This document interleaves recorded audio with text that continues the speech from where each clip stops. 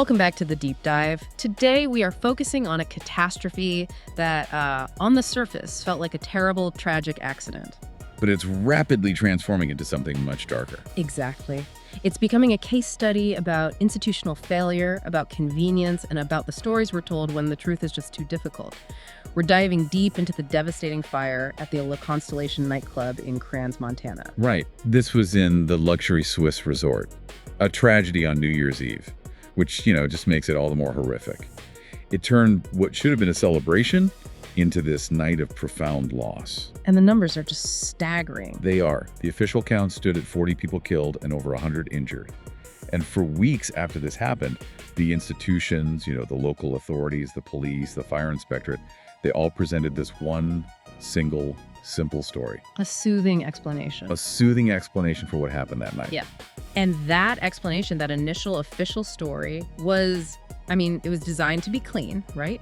Neat, palatable. It framed this inferno as essentially an unavoidable accident. A cruel twist of fate. Just bad luck.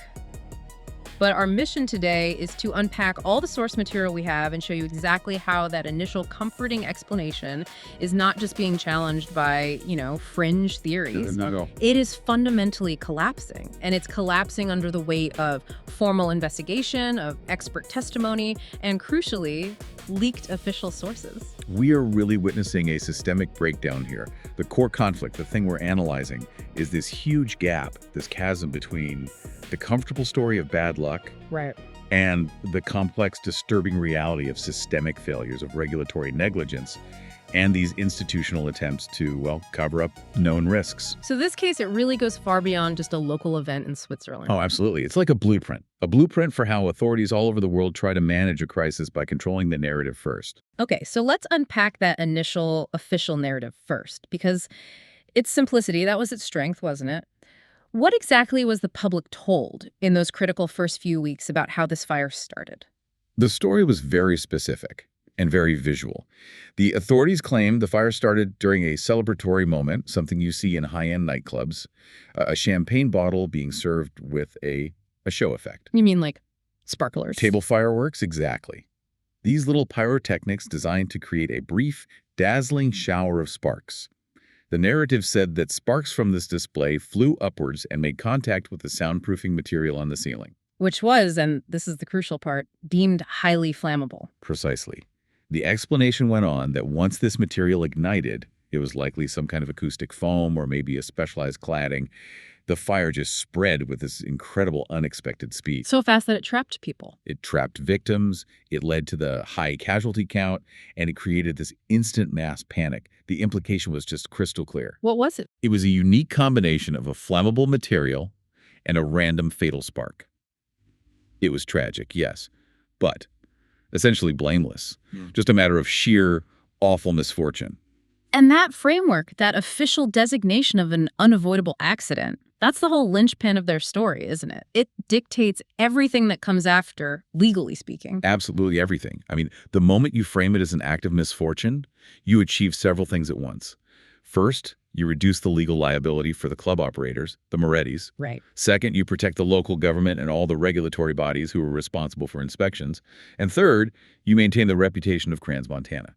You keep it as a safe, highly regulated, luxury tourist destination. It's the institutional safety blanket. That's the perfect way to put it.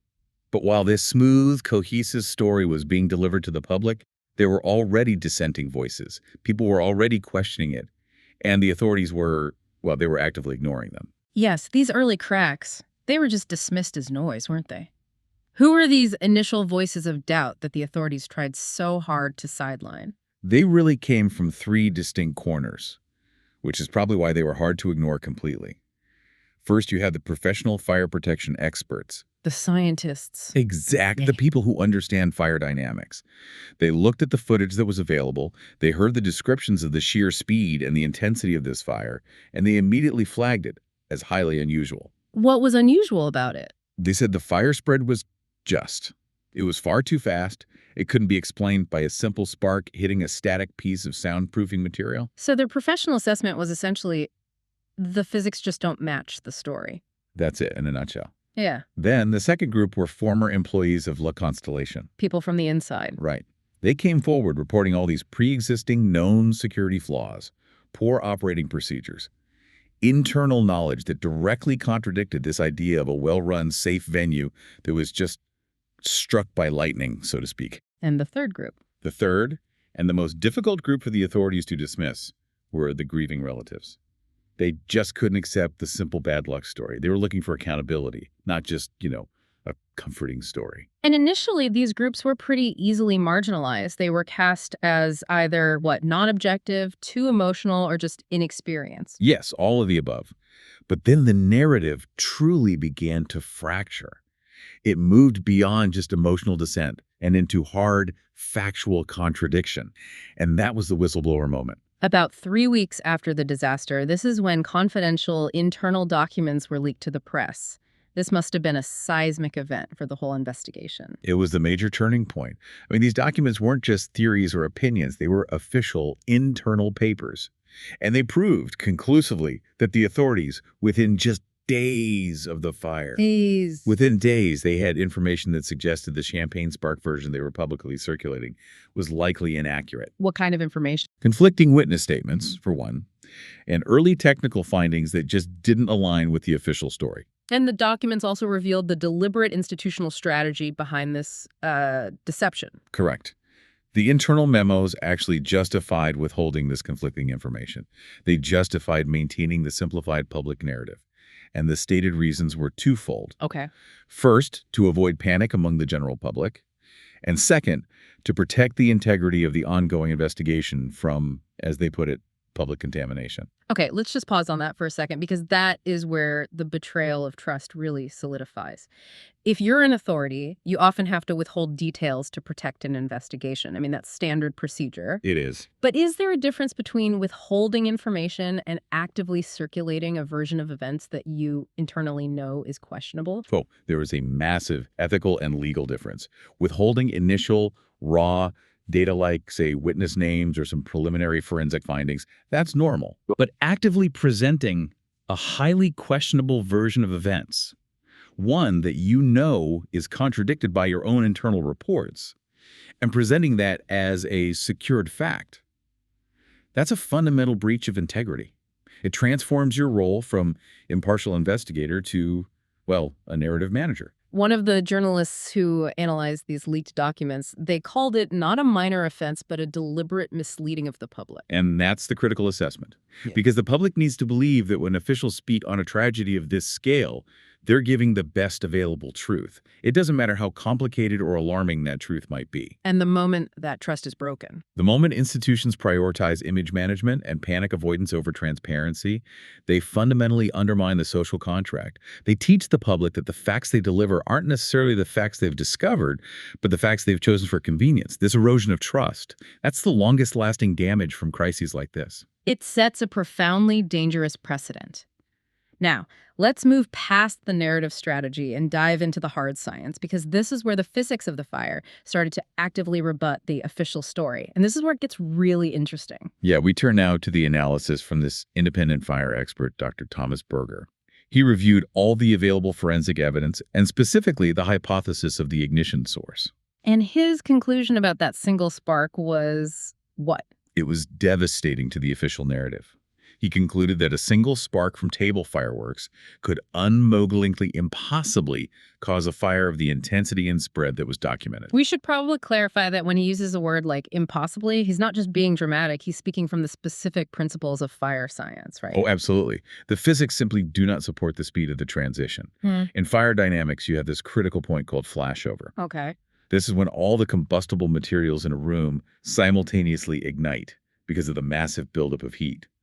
It's the point where a fire becomes an inferno. And for a fire to reach flashover that quickly? In minutes, yes. Yeah. For that to happen from a single localized spark hitting a static material, the material itself would have to be extraordinarily reactive, or the conditions would have to be, artificially manipulated somehow. So Dr. Berger argued that even if the spark hit this highly flammable acoustic foam, it would initially create a localized slow burn of fire. Something you could potentially control with a fire extinguisher, not a catastrophic immediate inferno. Correct. A spark is short-lived. It has very limited heat energy. To go from a spark to a raging fire in just seconds, you need a sustained, intense application of heat or a highly volatile fuel source. And this physical impossibility is what led Dr. Berger to suggest the accelerant theory. The idea that multiple factors had to converge for this to happen? Yes. He suggested that the spread points not just to the flaws in the structural materials, but to the presence of an unusually high quantity of some combustible substance. What does that mean exactly? Well, it could mean anything from excessive dust buildup in the ventilation shafts, which can act like a wick for a fire, to highly volatile decorations, or, and this is the critical part, the possible involvement of a chemical accelerant that massively sped up the spread. So if an accelerant was involved, even if it was unintentional, like, say, a cleaning agent or a solvent left near the ignition point, that completely shifts the cause. It's no longer an unlucky spark. It becomes a failure in maintaining a safe environment. Or even something more sinister. Precisely. The moment you introduce an accelerant, whether it's accidental or not, you move away from this idea of a simple singular spark, and you move towards a potent initiating factor combined with known systemic flaws. And this directly connects the physics of the fire to the operational negligence of the venue. And this is where the human witnesses, the people whose accounts were initially dismissed as trauma-induced, they become the final definitive nail in the official coffin. Their consistent statements just do not align with the ceiling spark story. It's a really compelling argument for the reliability of multiple converging testimonies. When you have numerous individuals, all suffering from severe trauma, who nonetheless agree on a foundational fact like where the fire started, you have to take that seriously. Regardless of the official narrative. Regardless of the official narrative. Let's zero in on two of those survivors. First, Stefan Mueller. He was positioned near the bar, the very location where the official version claimed the champagne bottle was being handled. Mueller's account is absolutely crucial because he validates that the activity was happening, he saw the bottle, he saw the sparks, but he was insistent that the fire did not start there. So where did he say it started? He said it began on the opposite side of the room and that it started on the wall, not the ceiling. That is a massive geographical and topographical discrepancy. I mean, it challenges the entire origin point of the fire. It does.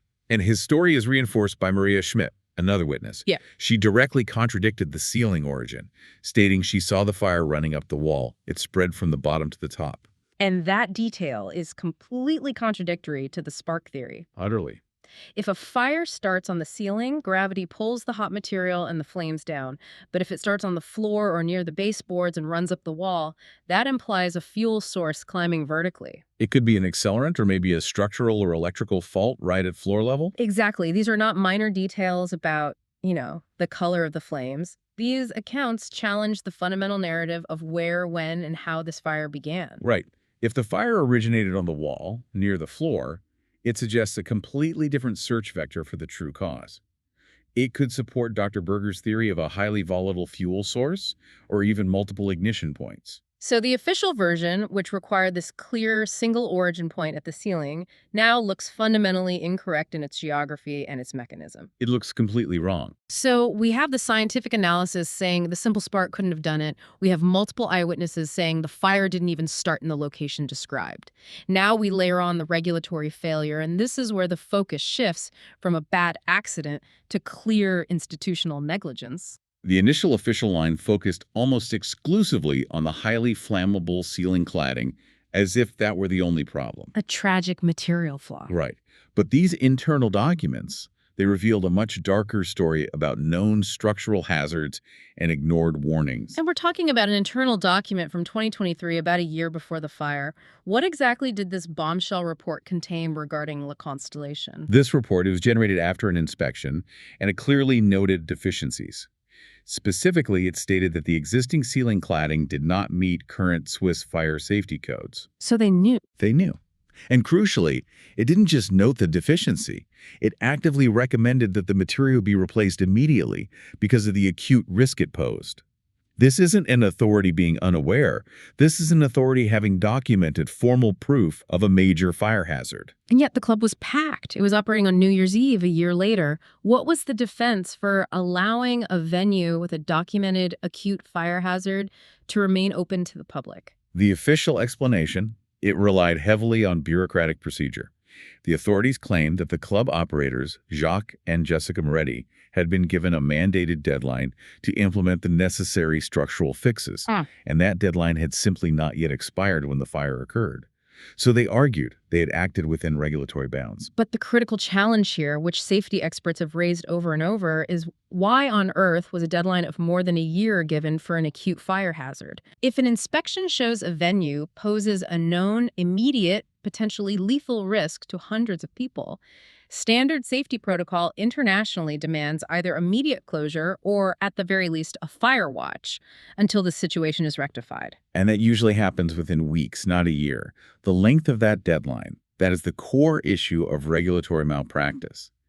It suggests that the acute nature of the safety deficiency was willfully downplayed. It implies a significant institutional reluctance to enforce strict compliance. Which inevitably leads to the question of why. Why did that reluctance exist? And that unspoken answer, the one that critics and journalists immediately latched onto, is the economic interest factor. It is the elephant in the room.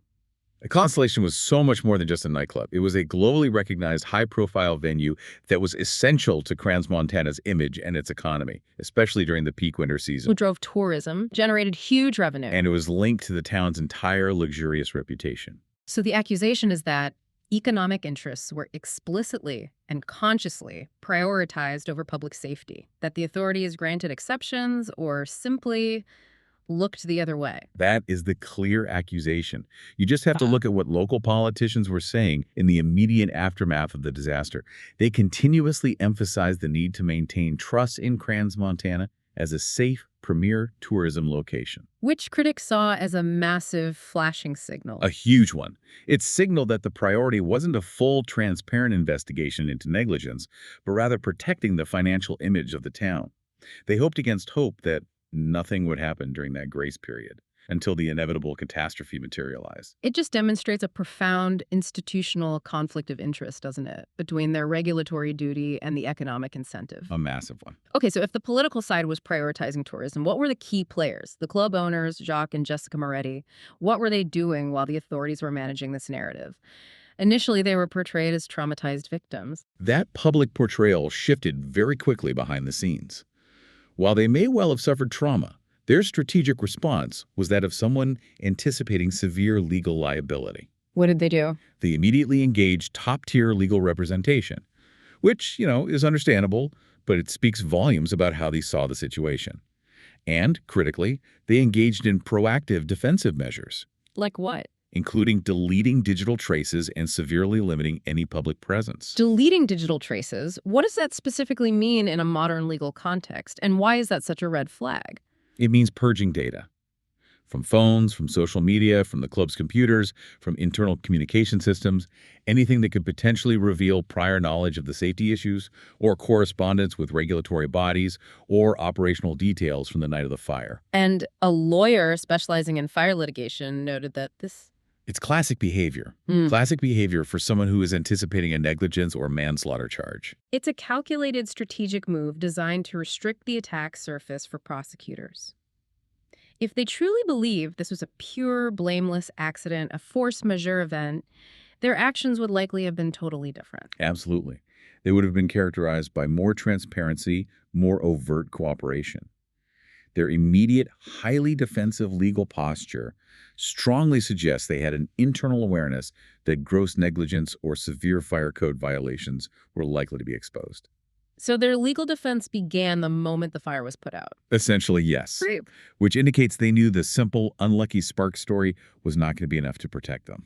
And this strategic deflection, it ran parallel to the devastating marginalization of the victims' relatives. Authorities claimed public support for the bereaved, but according to the families, all they provided were vague, generalized answers. The authorities just maintained this bureaucratic wall. They issued standardized responses like, investigations are ongoing, we cannot comment on details, and this created a painful cognitive dissonance for the families. Why? Because the victims' families were simultaneously reading what sounded like a completed investigation in the media. Precisely that. There's a quote from a mother who lost her son, and she noted the absurdity of the situation.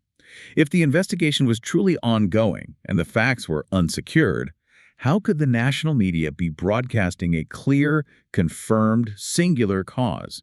the champagne spark. It's a glaring contradiction. And it reinforced the family's suspicion that the official version was primarily functioning as political damage control, not as a genuine reflection of the truth being discovered.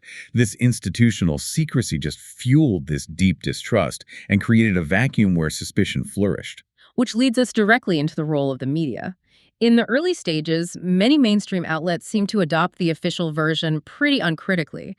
They just acted as passive transmitters of the official narrative. It's a common challenge, sometimes called access journalism. Mainstream media often relies heavily on official sources, police, fire chiefs, local politicians, for expediency and, accuracy in the chaotic, immediate aftermath of a disaster. But there was a reluctance to challenge that narrative. A huge reluctance. Even as expert critiques started to emerge, many outlets just became an echo chamber for the convenient truth. And critical voices, particularly those speaking to the conflicting witness statements, were often dismissed or categorized with caution, sometimes bordering on calling them conspiracy theories. So if the mainstream media was hesitant, where did the pressure and the critical evidence ultimately originate from? It came from the counter-movement. Smaller, independent media organizations, tenacious investigative journalists, and dedicated bloggers.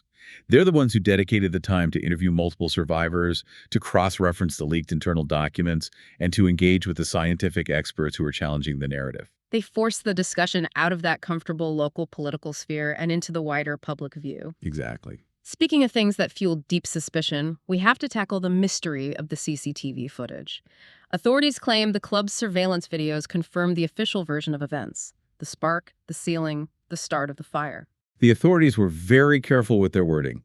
They stated that the video evidence was conclusive proof of their narrative. But Yet they categorically refused to release the footage. They cited the need to protect the sensitive nature of the ongoing investigation. logically, that refusal is self-defeating. As the lawyer representing the victims argued, if the videos did confirm the official version, showing them even highly selected short excerpts to the relatives and their legal counsel would have immediately shut down all the speculation. It would have established instant transparency. Instead, the refusal achieved the absolute opposite. It fueled intense, deep public suspicion. The source documents we have note that the silence that followed led to these unproven but powerful rumors of video manipulation, of deleted segments showing crucial moments, or incorrect timestamps designed to hide the true chronology of events. So the refusal to release the footage, supposedly because it was so sensitive, suggested to many that they were hiding something. It suggested they were hiding not the investigation's progress, but the evidence of the fire's true origin. Or maybe the sheer speed of its spread, which would have contradicted the official story they were telling everyone. This pattern of institutional denial followed by a reluctant revision is, well, depressingly familiar. If we connect this to the broader international context, we see that Crans-Montana is not an isolated incident. Not at all. It mirrors global patterns of how institutions manage and attempt to conceal responsibility after a major disaster. We can draw strong parallels to several massive global tragedies where that initial simplified explanation just crumbled under later scrutiny. And these cases show that the impulse to conceal systemic failure and maintain public order, it's universal. It is. Let's start with the Love Parade disaster in Duisburg, Germany, back in 2010. Right. The immediate official narrative there was that it was a spontaneous crush. Essentially a random accident caused by an unexpected surge of individual attendees. Blaming the crowd. Basically, yes. But the subsequent investigation revealed it wasn't spontaneous bad luck. It was fundamentally inadequate safety concepts, a choke point in the design that should never have been approved, and numerous ignored internal warnings about overcapacity that led directly to the tragedy. The initial narrative was an attempt to blame the victims rather than the organizers and the regulators. And then, perhaps the most resonant comparison, the Grenfell Tower fire in London in 2017. Again, initially framed as a terrible, tragic accident linked to an electrical fault. But the investigation revealed the conscious installation of highly flammable external cladding, this cheap polyethylene cord material, despite repeated, documented warnings from residents and fire safety experts. And the parallel with Crans-Montana is just stark. It's so stark. Economic considerations, in that case minimizing renovation costs, were prioritized over the basic, mandated safety of hundreds of people. In both cases, the official version served to shield the responsible parties from charges of negligence and to protect political reputations. So the lesson from these comparisons seems to be that the official narrative is often the institution's initial self-defense mechanism. It's designed to obscure the reality that these catastrophes are rarely singular accidents. They're almost always the predictable consequence of ignored risks and systemic failures. That is the crucial takeaway. They are attempts to maintain order and protect careers. But the persistent work of journalists, victims' families, and scientific experts eventually forces the painful truth to emerge. Which brings us back once more to the devastating scientific critique of the fire itself, specifically the findings of Professor Anna Weber from ETH Zurich. If Dr. Berger suggested the spark was unlikely, Professor Weber's analysis seems to have been aimed more at the operational failures. Her analysis was described as devastating because she moved the focus entirely away from the single spark and onto the multiple fundamental safety defects that turned what could have been a small contained fire into a mass casualty event. And she was clear. She was absolutely clear. The official single spark narrative is scientifically untenable.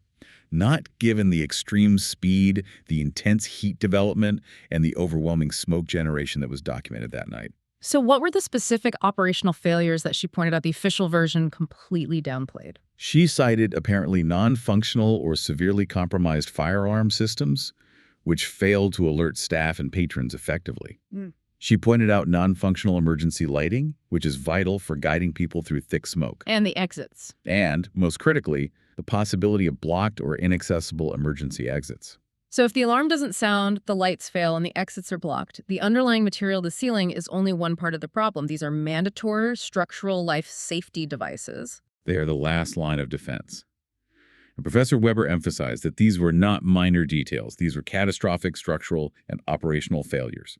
The official version fixated on the flammable ceiling to simplify the cause, but she stressed that these operational defects transformed a controllable, localized incident into a death trap. Because the basic mechanism for mass escape had been rendered useless. Exactly. This highlights the importance of the chronology problem, the deeply disputed timeline of events. The official version gave a clean, linear sequence: spark, ignition, rapid spread, then panic. But what did the witnesses say that contradicts this neat timeline?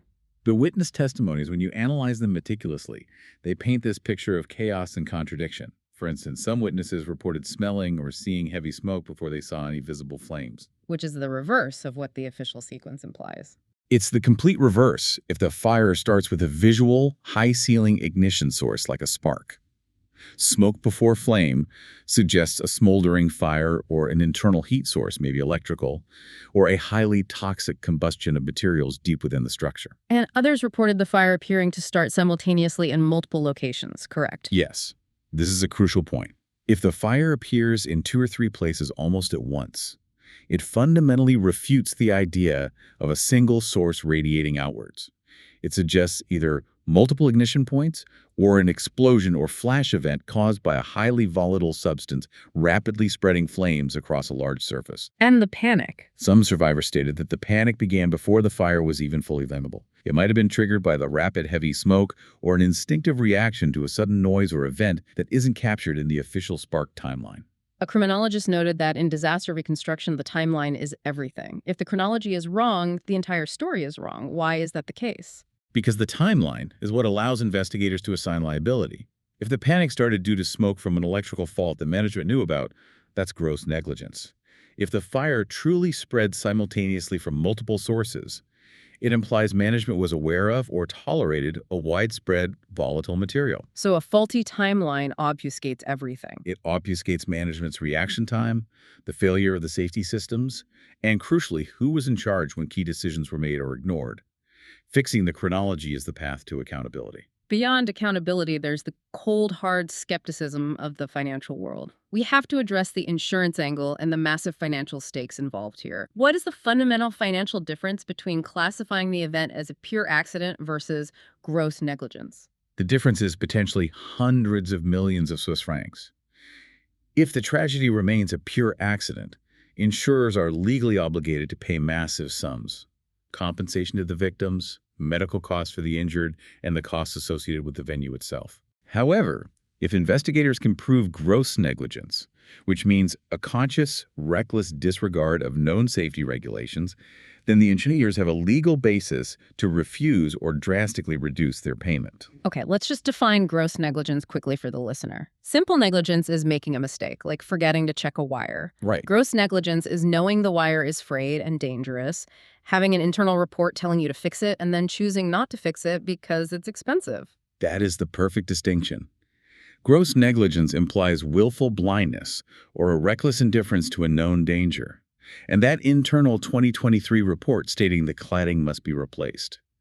That feeds directly into this legal distinction. So if the authorities in the Morettis had hard evidence of an acute danger and still allowed the club to operate for a year, that leans heavily toward gross negligence. Very heavily. So the quick presentation of the pure accident narrative could be interpreted, in part, as an attempt to reassure the financial markets and the insurance sector that payouts were necessary and inevitable. It creates a favorable initial financial climate, for sure. Mm-hmm. But this is why the actions of the insurance companies themselves are so telling. They rely purely on risk assessment, not political expediency. And their collective skepticism confirms the doubt in the official story. It does. We know that insurers run their own forensic assessments parallel to the official investigation. One company has already announced it will refuse payment until safety compliance is absolutely clarified. Another is investigating the possibility of insurance fraud. When the financial institutions start openly doubting the integrity of the official findings. That narrative is on life support. So after all this relentless pressure from the scientists, the witnesses, the international media, and the financial sector, the authorities could no longer hold the line. The inevitable official pivot finally happened. Yes. The prosecution office in charge of the investigation recently made this subtle but earth-shattering concession. They cautiously admitted that the initial version might be incomplete, stating that the findings necessitate a reassessment of the original estimate. Which, in bureaucratic language, is the closest you get to saying, we were wrong. It's as close as you'll get. What are the three specific points of revision that define the new direction of the investigation? Okay, so first, the cause. They have officially walked back the claim that the champagne spark was the sole trigger. They now acknowledge that clues point to other possible causes. Which opens the door to everything else we've talked about. The accelerant theory, the electrical fault theory, the multiple ignition theory, it's all on the table now. Second, safety. They've admitted that multiple, though unspecified, safety regulations were found to have been violated at La Constellation. And they concede these failings may have contributed to the catastrophe. So that's the official acknowledgement of the operational defects that Professor Weber highlighted. The faulty alarms, the poor exits, the failure to enforce mandatory compliance, all of it. And the third point is the crucial pivot to accountability. This moves the investigation from a disaster analysis to a criminal inquiry. Absolutely. The investigation is now officially targeting the operators, Jacques and Jessica Moretti, for suspected negligent manslaughter and fire code violations.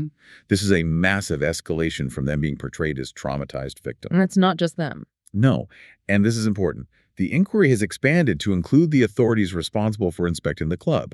This means the investigation now acknowledges the very real possibility of institutional oversight failure. Yet, for the Victims Initiative and the grieving families, these cautious admissions, they feel grossly insufficient. What are they demanding now? They're demanding full, unvarnished disclosure.